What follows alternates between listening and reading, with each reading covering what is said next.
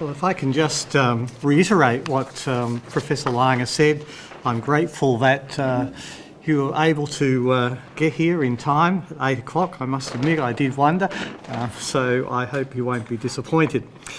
This lecture will unfold in several parts. I'm going to begin with a short introduction, and my aim really is to provide a theoretical overview or summary of reconciliation, which I hope that you will find helpful, and I will then put forward my conclusions as to how I think reconciliation might best be understood. And yesterday you've already been familiarised with the polarities of realism and idealism, and I will be using similar ones today in my talk. So with that brief note, I'll begin. In the first chapter to his comparative study, The Guilt of Nations, Elijah Barkan suggests that the attempt to amend historical injustices is in fact fairly recent.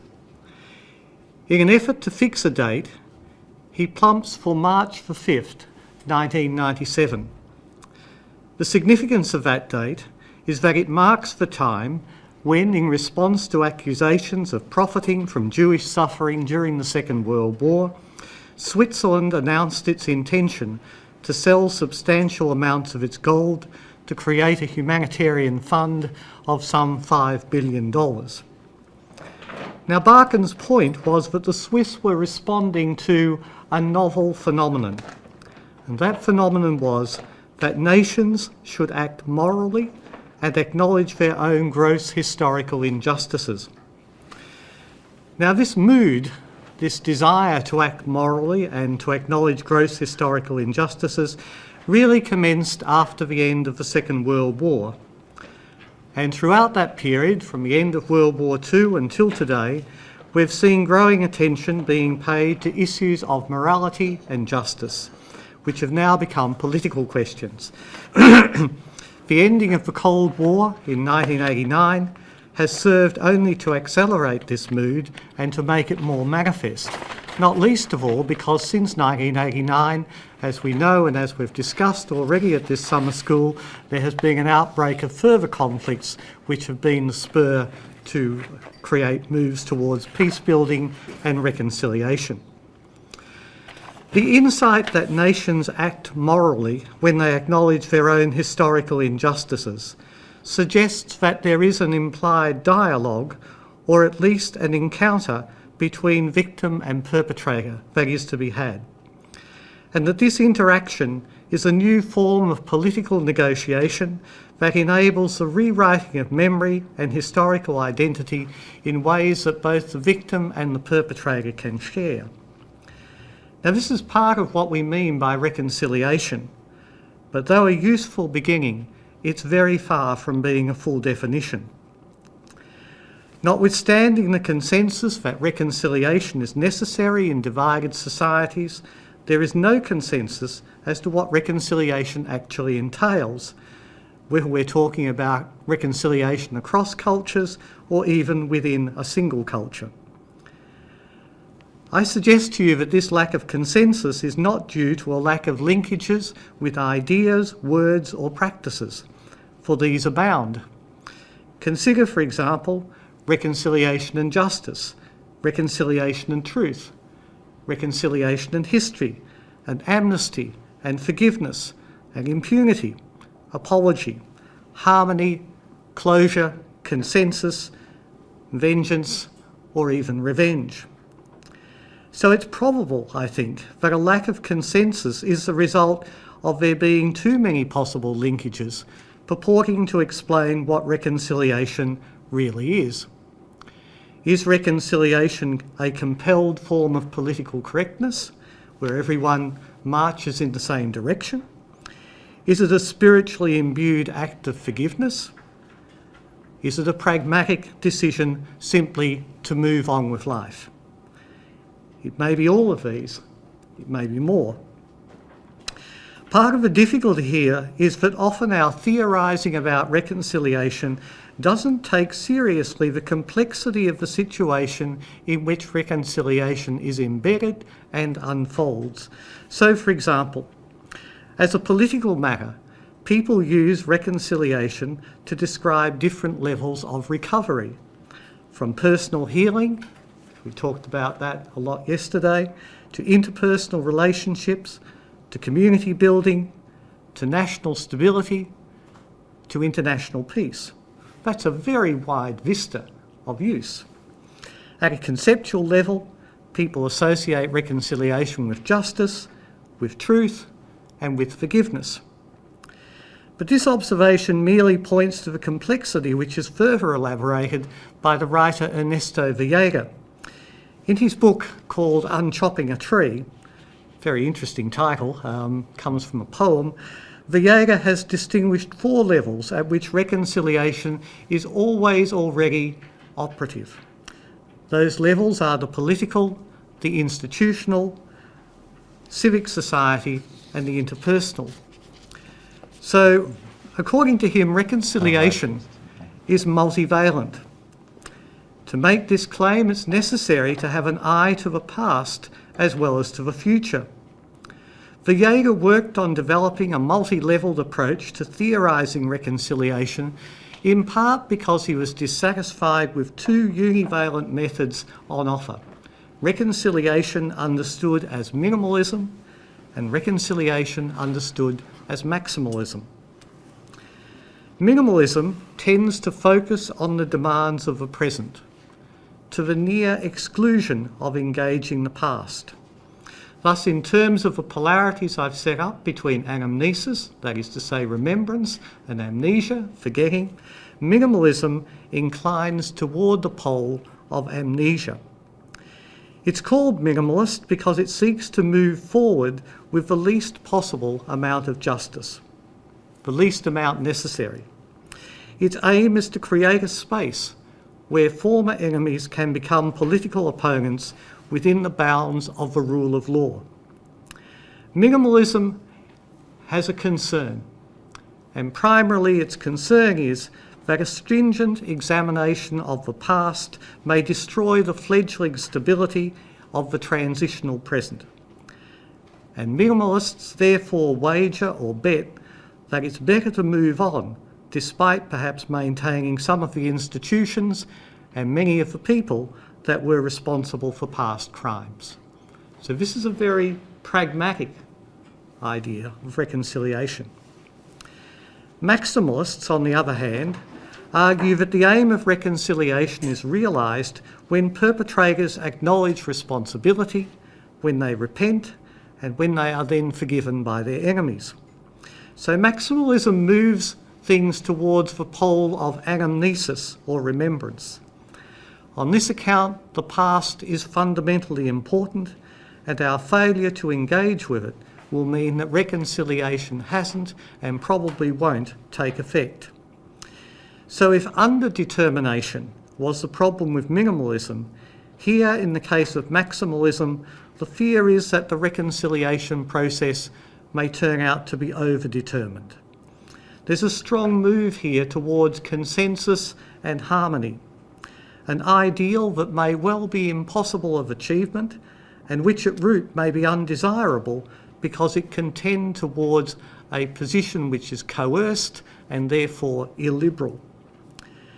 Reconciliation does not, or at least it ought not, to require the substantive agreement on moral issues and perspectives that tends to smooth over real and legitimate differences, differences that are ineradicable elements of any political order. Common to both the maximalist and the minimalist position is that each of these is univalent.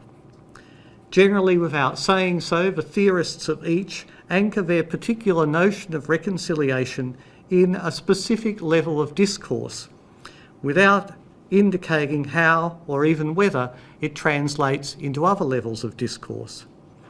So, for example, how do disparate calls for justice operate at different levels of discourse? The institutional, the political, civil society, the interpersonal.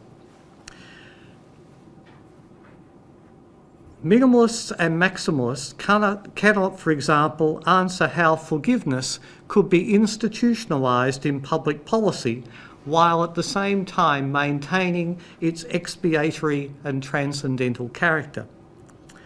So, from Villegas again, if forgiveness requires unpredictability, because it must be the action of an agent who is free, and if we know that forgiveness always follows transgressions, the faculty loses its moral force. Its institutionalisation and its routinisation will result in predictability and consequently in the debasement of forgiveness. Well, is that clever sophistry or is it a salient point? At the very least, it raises the question of whether one can properly speak of political forgiveness at all, or whether one ought to instead speak here of a political apology. In his essay, Politics as a Vocation, Max Weber distinguished between two different ethical systems in the political world: the ethic of ultimate ends, which is committed to the attainment of certain ideals regardless of the consequences, and the ethic of responsibility, which recognises that human conduct must be guided by what's possible in the real world, with all the limitations that entails. The danger with maximalist approaches to reconciliation is that by attempting to capture the moral high ground, they often set impossible ideals, which, when they're not reached, lead to disappointment and the threat of a possible reversion to violence. But the danger of combining reconciliation with minimalism is that it can fail to engage with the past, and thus, in the views of many, render any reconciliation superficial. So that's the dilemma. Is there a way through this impasse? Griswold, who's done a lot of work on forgiveness and reconciliation, set out to provide what he called a defensible analysis of forgiveness in both its interpersonal and political dimensions. And consequently, in his book, Forgiveness, Political Apology and Reconciliation are the major themes. And he observes that the political sphere possesses structural characteristics, tensions and dynamics that in relevant and significant ways, that is to say, in connection with reconciliation, differ from those present in the interpersonal context. As a result of such differences, he argues that we should not speak of political forgiveness at all. It's misleading in a political context, and we should speak of an apology. Does this then mean that the essence of a political apology can be mapped onto an instance of interpersonal forgiveness without remainder? In other words, are they synonyms? Two different words for the same reality? Significantly, his answer to this question is no. The details of his reason need not delay us here, but suffice to say that his conclusion is that the complexity of the situation in which reconciliation unfolds means that we may have to speak of forgiveness in the interpersonal sphere, but when it comes to the political sphere, and when in that political space it becomes apparent that we are encountering something like forgiveness, we find on closer examination that the political structures conspire against the possibility of it being the same thing as the interpersonal phenomenon. It is instead an example of political apology.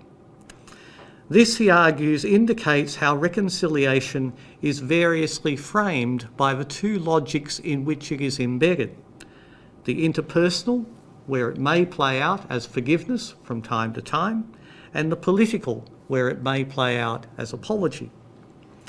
His argument is further extended and refined by Villegas, who makes the point that reconciliation develops through the contextually specific actions and strategies of various actors. And you've all had the opportunity to open up and have a look at Lily Gardner-Feldman's book, Germany's Foreign Policy of Reconciliation. And at the beginning of that book, there is a table which sets out the different frames in which reconciliation can take place. And one of the columns that runs through that is the various actors according to different frames. So There are these specific actions and strategies of actors, and any theory of reconciliation must maintain sensitivity to these different contexts. Nevertheless, there's no guarantee that these different types of responses to the past will work in harmony. They may, in certain instances, work at cross purposes, undermining the larger goal of reconciliation and social regeneration. So trials which are meant to bring the guilty to justice may end in acquittal and kindle calls for justice, for vengeance, so they may have a counterproductive effect. Truth commissions may bring to light awful crimes, but they may disturb the community because they leave the perpetrators relatively untouched in terms of justice. Civil society groups may radicalise public discourse, and they may thereby raise expectations of justice that can't be realised. Or conversely, some civic society groups may serve as apologists for past crimes, arguing that the crimes were legitimate responses to either a real or perceived threat. So reconciliation doesn't unfold harmoniously along these different levels. It's best thought of as being disjunctured and uneven, and its complex and multivalent character means that institutional responses are by themselves insufficient to guarantee the success of reconciliation. And yet we might add that the same is perfectly true of the interpersonal responses considered in isolation from the political, the institutional and civic society. And here it needs to be remembered that these different levels are conceptually distinct, but not really distinct. We do live in these different worlds at the same time. In reality, each of these levels is imbricated in the others. And by imbricated, I mean it's like tiles on a roof, so you take one tile away and you disturb the other tiles necessarily. I want to suggest to you that reconciliation is based fundamentally on the concept of mutual respect. That mutual respect is the central value around which other values cluster. The evidence for the existence of mutual respect is to be found in those societies where former enemies come to respect one another and to see each other as moral equals. However, importantly, the existence of mutual respect does not signify the end of contestation and debate. It by no means signifies the end of politics. Building upon the foundation of mutual respect are four further normative concepts that play a role in achieving reconciliation. I suggest to you that they are truth, accountability, the recognition of victims, and the rule of law. To refer to truth, about which I'm going to have more to say later, is of course to make reference to the past, though it also has consequences for the present and for the future. Secondly, there must be accountability in reconciliation. While reconciliation may take place in a culture of amnesty, South Africa is the paradigmatic example of that, it's unlikely that it can take hold in a culture of impunity. Thirdly, the recognition of victims plays its part in reconciliation because it restores to victims a sense of dignity and self-worth to those that have been abused. And last but certainly not least, there is the rule of law, by which a space is constructed in which there is an acceptance that political differences will no longer be decided through violence or through force. So I suggest to you that reconciliation is an amalgam of these normative concepts: mutual respect, truth, accountability, the recognition of victims, and the rule of law. Each concept is related to each other concept, they engage one another, and they presuppose each other, but they don't all have the same weight. It depends on context which one is privileged over others. Within this engagement, however, there are tensions. So, for example, if truth, accountability and victim recognition often result in further estrangement among different groups, if only because they can destabilise an already delicate political state of affairs, the rule of law and mutual respect point to a closing of the moral distance between groups. So in other words, rule of law and mutual respect are trying to close the moral distance, bring people together, but truth, accountability and victim recognition have the capacity to pull people apart, at least in a very fragile political society. So, in mapping out some of the terrain in which reconciliation unfolds, I have to this point only gestured towards an implied past, and it's now necessary to make that past more explicit. Amnesia and anamnesis both adopt a stance toward the past, and they do so because they share several assumptions. Firstly, that the past is implicated in the present and the future. Secondly, that the treatment of the past is a moral question, not just an epistemological question. And hovering in the background is the further assumption that whether remembered or forgotten, the past is the place where one may begin a quest for the truth of what happened. Memory, the past, and the truth are closely connected with each other. Memory connects us with the past, and the comportment that we adopt toward the past cannot be dissociated from the issue of contemporary societal identity. Memory is neither a retrieval, not simply anyhow, neither simply a retrieval nor simply a reliving of the past.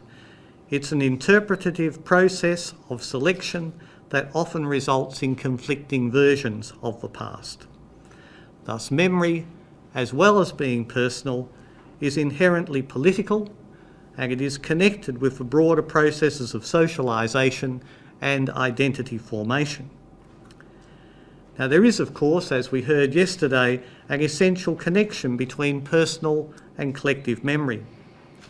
Although remembering is an activity that can be undertaken only by individuals, or at least so I take it to be the case, because such memories are socially communicated and socially and historically embedded, we can therefore speak of social or collective memory.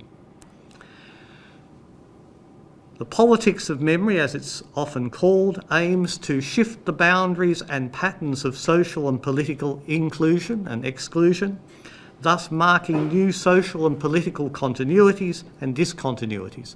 So when we're talking about reconciliation and memory, we're not talking about something that's neutral. We're talking about something which is hermeneutical. We're talking about something which has value. People remember for a purpose. It's not simply about knowledge. It's about constructing meaning. So memory is generative. Memory generates both meaning and structures. It does not simply recall the past, although of course it does at least that. Remembering and commemorating have less to do with a process of recording than they have to do with a selection between remembering and forgetting. And here I think there is a place for forgetting. In this regard, it's worth remembering that Nietzsche argued that forgetting or amnesia was an inevitable concomitant of human existence. In the second book of his Untimely Meditations, Nietzsche argued that while it may be possible to live without memory, and you might recall that he gave the example of the blissful cow, he thought it utterly impossible for humans to live without forgetting. Of course, he wasn't advocating complete forgetfulness, that wasn't his point, but rather what we might describe as a selective amnesia about the past. He drew attention to what he called the plastic power of individuals, cultures and nations. And sometimes we translate that phrase as agency. Nietzsche meant by that the capacity to develop out of oneself what is past and foreign, to heal wounds, to replace what has been lost, to recreate broken moulds. Thus we can see here, I think, that memory is very far from being an uncritical, all-encompassing and passive recollection of the past. Instead, memory is understood, or memory understood as plastic power or as agency, creates what is being called a kind of bounded historicity that is perhaps an acknowledgement that the dynamics of memory involve a certain degree of forgetfulness. We are not computers.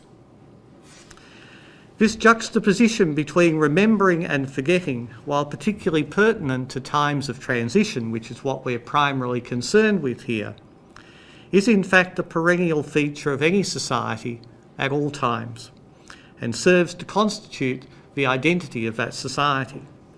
Where histories clash or differ, and to some extent they're always differing, even during times of stability, nothing less than the negotiation of social identity is at stake.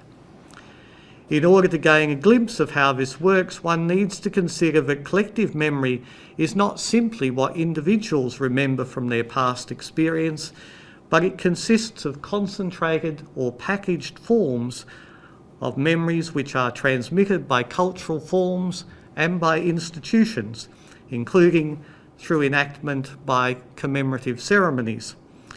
And monuments too will ensure that memory is constructed in one way and not another, which is to say that certain portions of the past will be recalled while other portions of the past will be deliberately forgotten, elided and kept out of mind.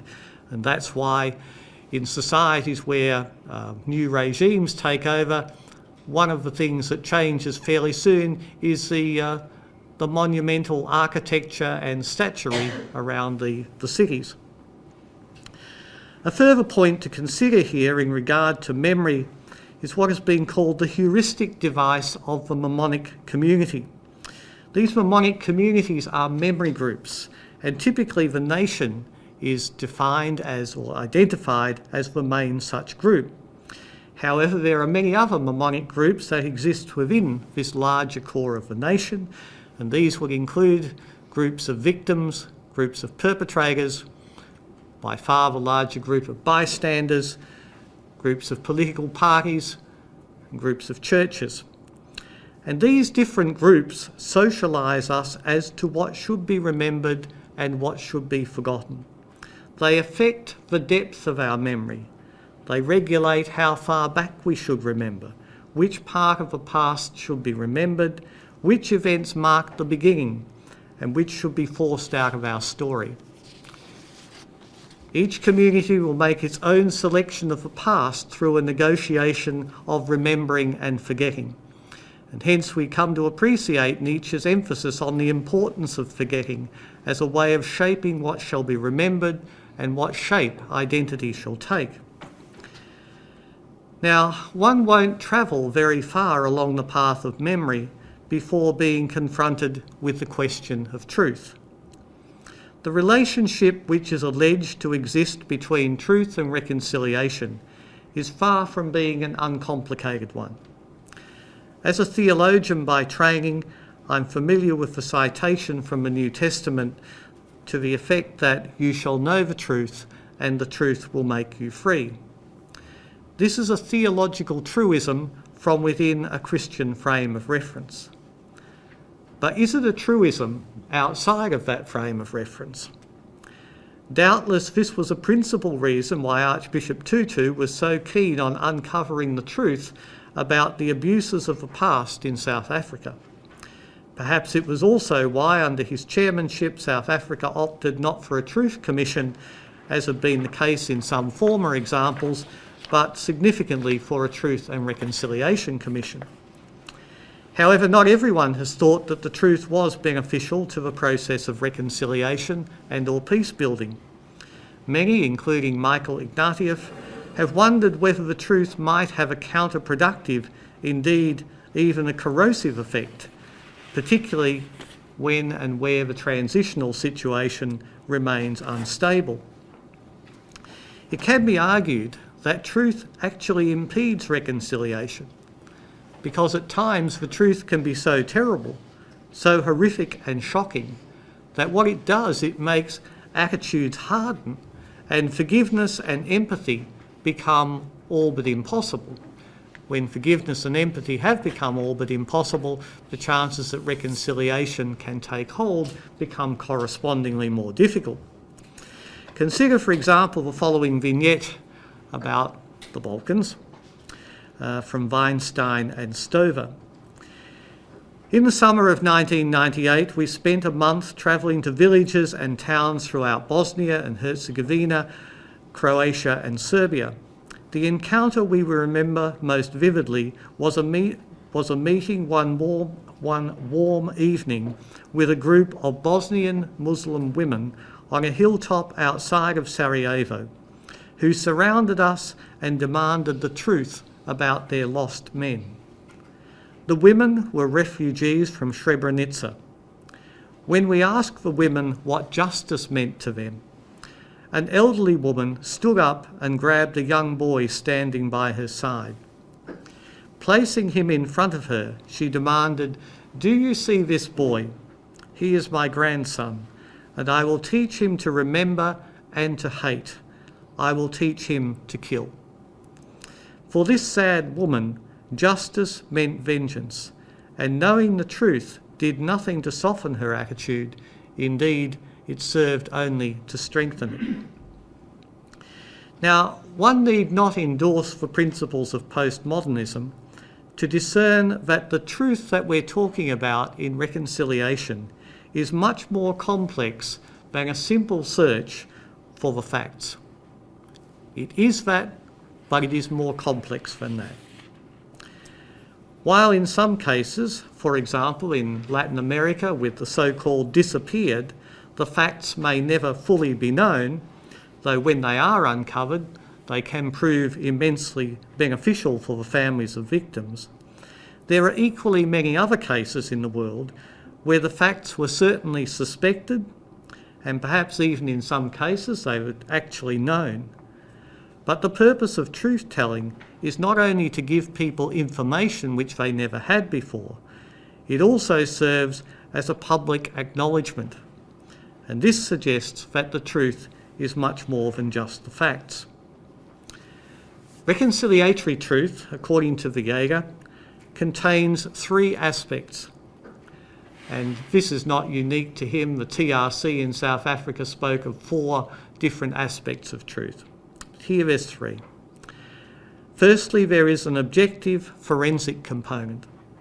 Secondly, a phenomenological experiential component. And thirdly, a broadly narrative component that works to combine the first 2 aspects into an intelligible and coherent account that will make sense of the past. Factual truth is fairly readily apparent. It's concerned with empirically ascertainable facts and actions, the questions of who did what to whom, when and where. Although it's concerned with investigating and classifying empirically identifiable phenomena, it is, as we've already seen, necessarily selective.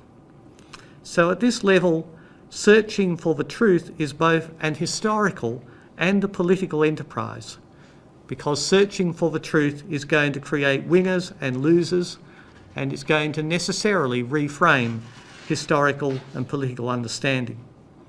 It does so because it's selective, so that, for example, in the case of trials, it's just not possible to put all the perpetrators on trial. Therefore, a selection has to be made unless the courts are going to be hopelessly bogged down as they were for a time in Rwanda. However, once you make the prudential move of selection, the political nature of the factual truth is revealed. Now, I'm not saying that's a good thing or a bad thing. I'm saying it's just a necessary thing. We can't escape from that reality. Phenomenological truth deals with the physical and psychological legacies of violence on victims and on their families, and that's largely what we were talking about yesterday. The importance of such personal stories goes beyond their immediacy. I mean, their power is in their immediacy, but their importance goes beyond the immediacy. telling personal stories establishes a connection between individual memory and collective memory, facilitating broader comprehension of what actually occurred.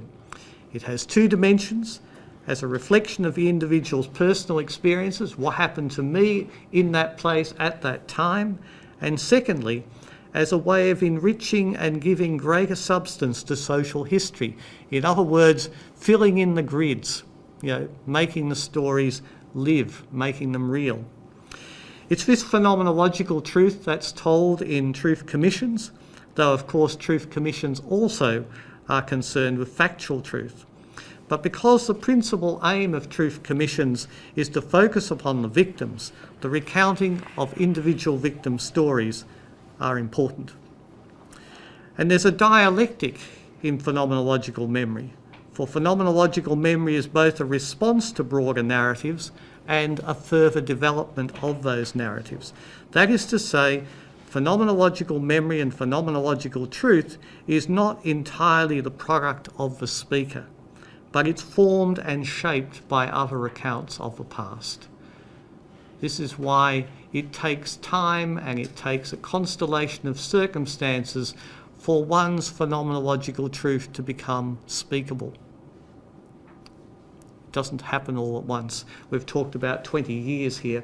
I don't think there's any magic time. It's really a cluster of circumstances that allows for truth to become speakable. Thirdly, there is narrative truth, which grows out of the other two forms, the factual and the phenomenological.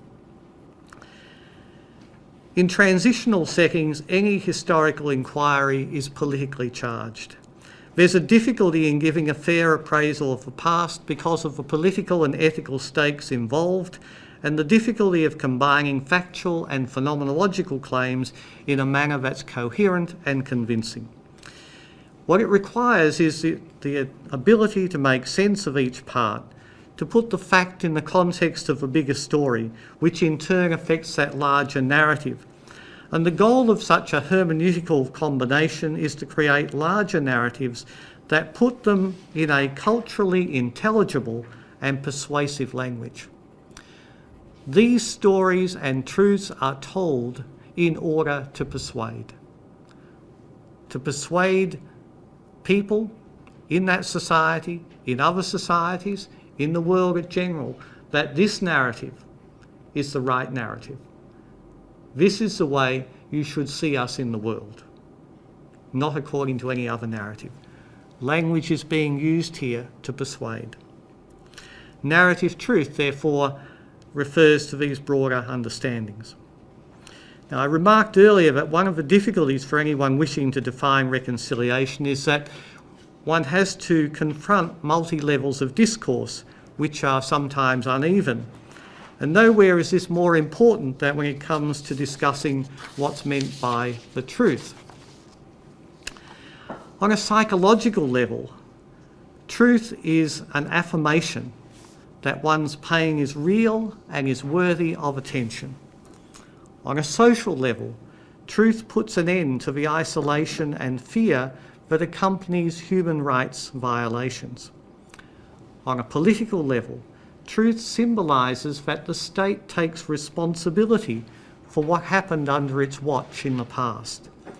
And symbolically, the state acts as it should have done when the atrocities were being committed, perhaps in its name, perhaps not in its name, but where it failed to act at the time.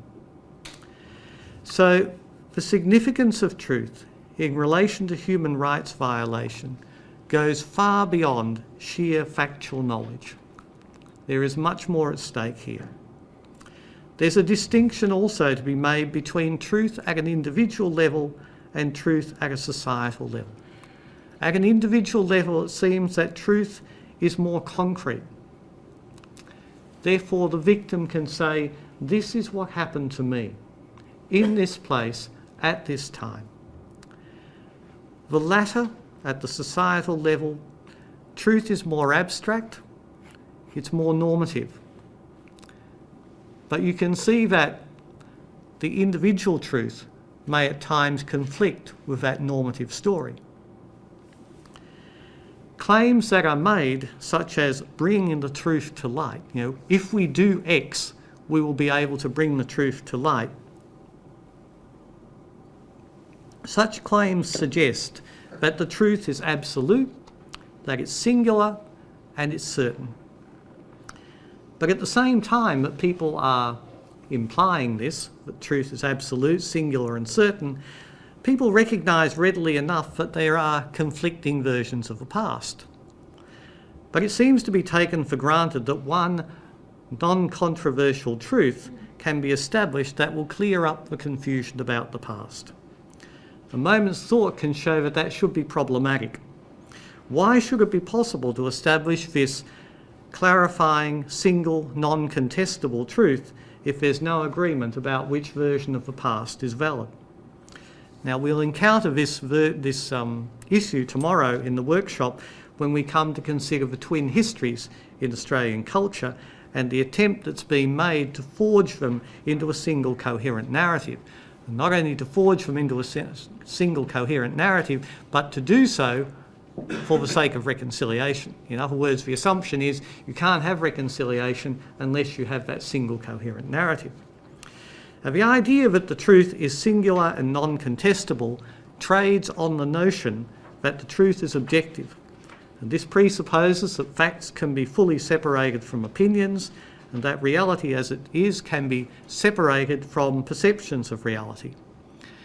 Now, I don't think you need to be a postmodernist to see that many of those assumptions are doubtful, especially because facts are not objective states of affairs that preclude dispute, and ascertaining the facts is deemed necessary. Now, if they were so transparent, it wouldn't be deemed necessary to ascertain the facts, it would simply be self-evident.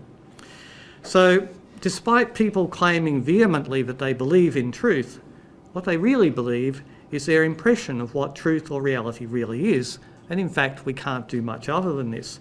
Perception is reality, and in this environment the fact finder or the truth seeker is necessarily influenced by his or her own perceptions. The truth is always hermeneutical. To the extent to which the truth mediates between the poles of objectivity and subjectivity, it is of intense importance for those who would convene truth commissions. If truth is reduced to a purely personal matter, simply what I believe to be true, then it seems to be difficult to be able to associate it with such principles as rightness and morality. So why tell the truth if it's just my truth is as good as your truth?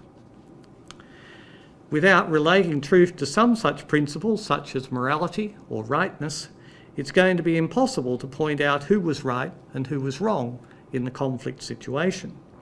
And this becomes important in those post-conflict environments where the claim that the truth will be told is held up as a beacon of hope for people who suffered under that regime. Because the assumption behind that is that at some point it's going to be revealed that the perpetrators or the state were actually in the wrong. And so the assumption is that truth operates on the side of the morally correct. Now, it's been suggested that telling the truth is something that one does for purposes. We don't simply just tell the truth to conform to reality. There are reasons for telling the truth, and 6 such reasons have been identified. Firstly, that in telling the truth, we may arrive at the rehabilitation of victims and the restoration of their dignity. Secondly, that telling the truth will lead to the assertion of the rule of law, and from that rule of law, the building of a human rights culture. Thirdly, that telling the truth will lead to the legitimisation of the state and its institutions. So the state's institutions cannot be legitimised if they're built on falsehood or a lie.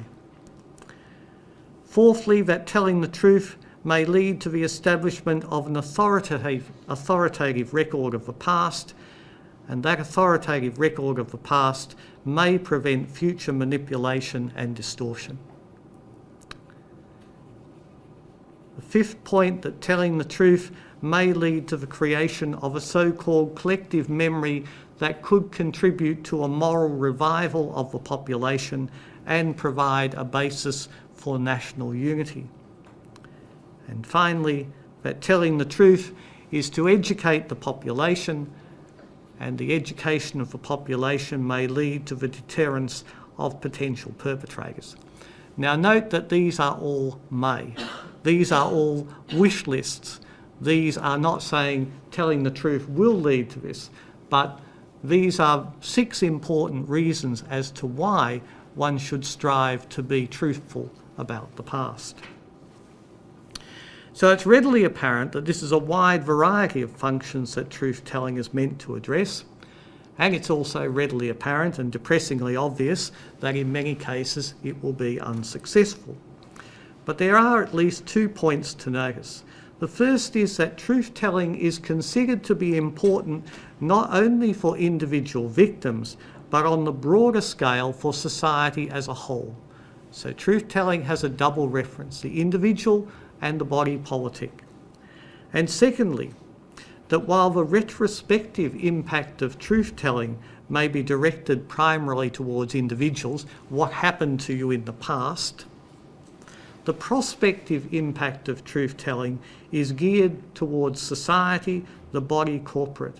And this twofold aim of past and future are linked together and was recognised in the mandates of both the Chilean and South African Truth and Reconciliation Commissions.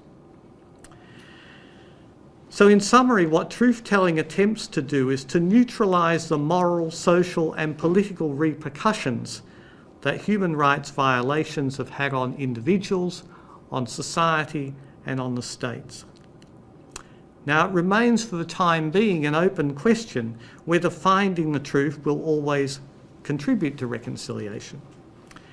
But a good point can be made by saying that in the end, one has to begin by searching for the truth and then see whether it might lead to reconciliation.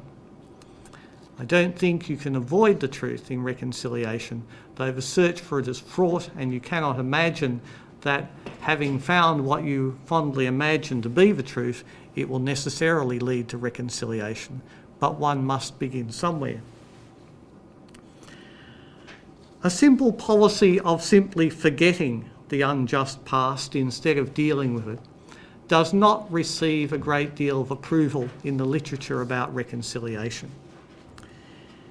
If you were minded to test that thesis to see whether people believe it or not, then you would have expected to encounter substantive arguments sustaining the thesis that it would have been better for the Latin American and South African Truth Commissions never to have existed.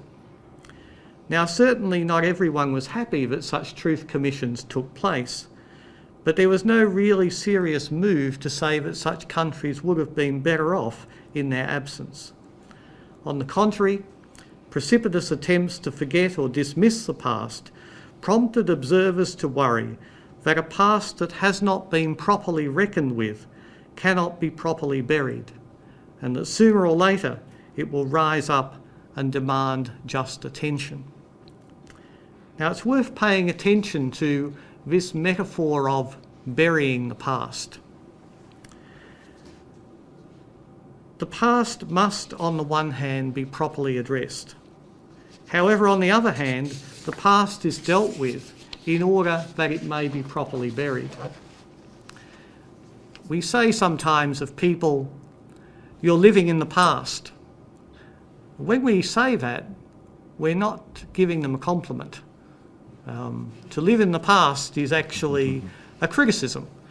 So we're talking a lot about the past here, but I'm trying to make a case that there is a place for forgetfulness.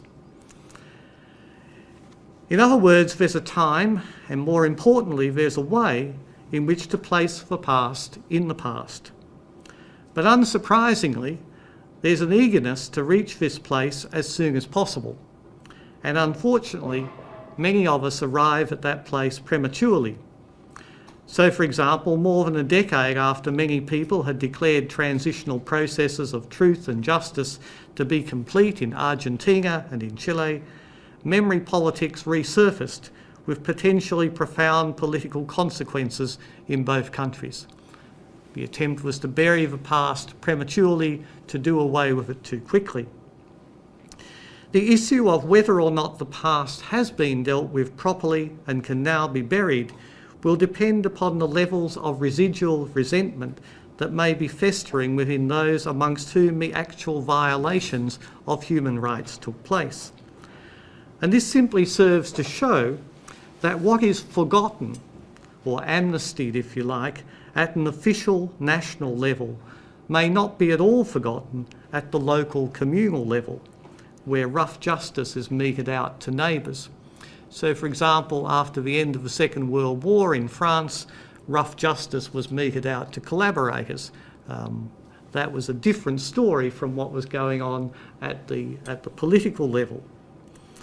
And it vindicates Villegas' theoretical point made earlier that different levels in a society may well hold simultaneously opposing views of what best makes for reconciliation.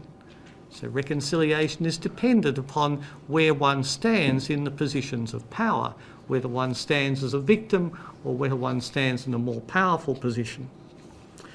So the past, on Nigel Bigar's view of the evidence, he talks about this burial of the past, resembles, to my mind, a pile of hot, mushy, not to say rather oily chips that no matter how carefully they were wrapped, will eventually seep through the paper in which they were initially bound.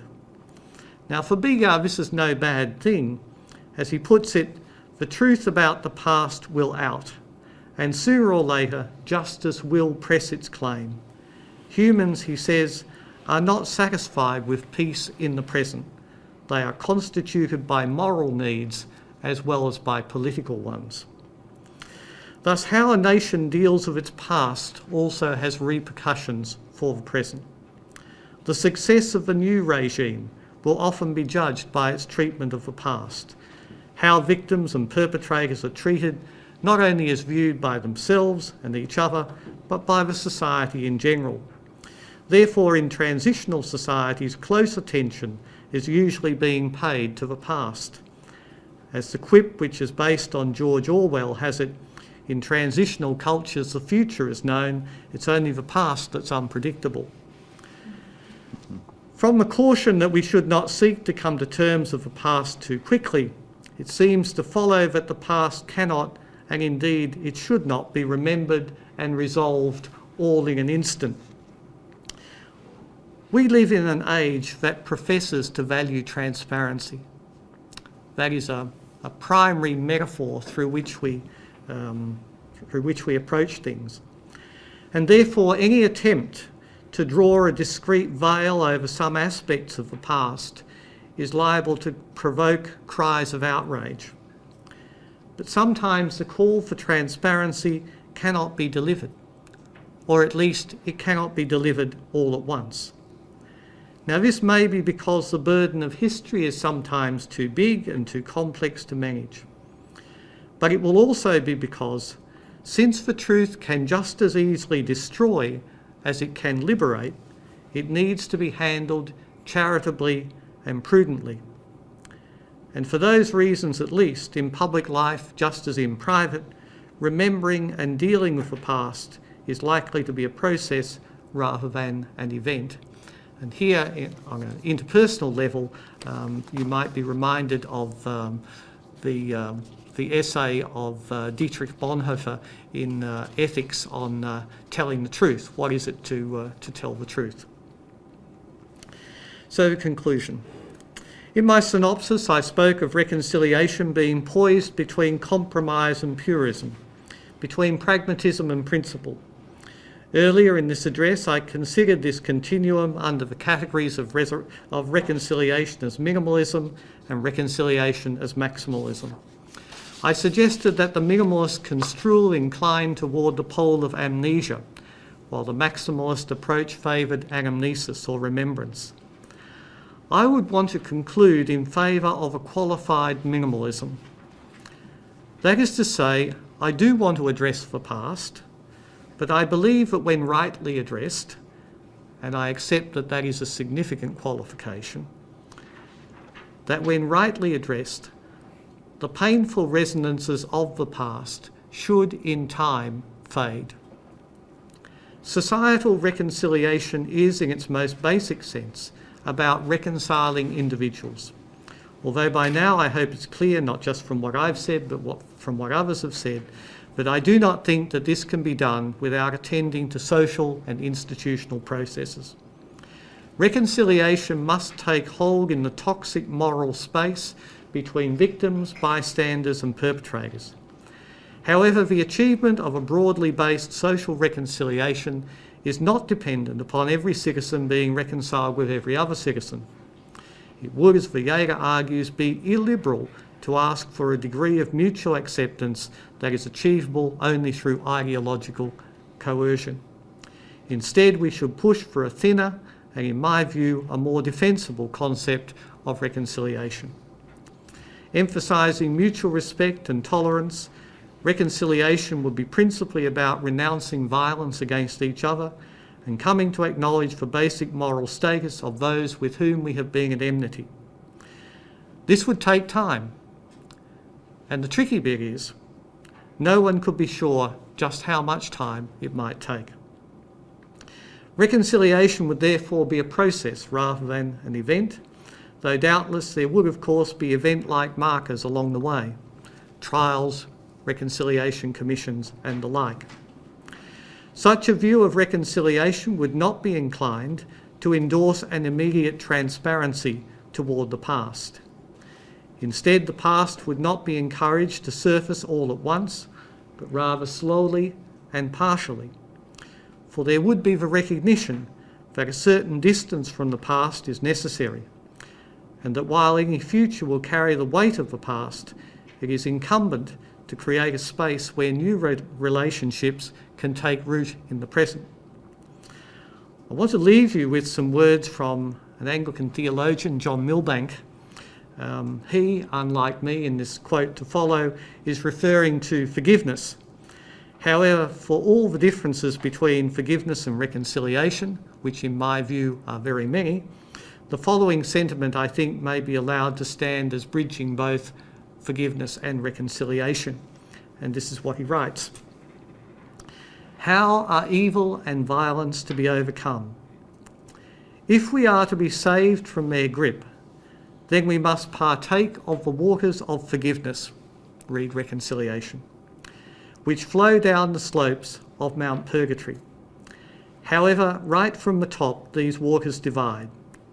Down the near slope pour the waters of Lethe, or of forgetting. Down the farther side rush the waters of Eunoe, or of positive remembrance. And according to Dante, this stream works not, if first it be not tasted on this side and on that. Thank you.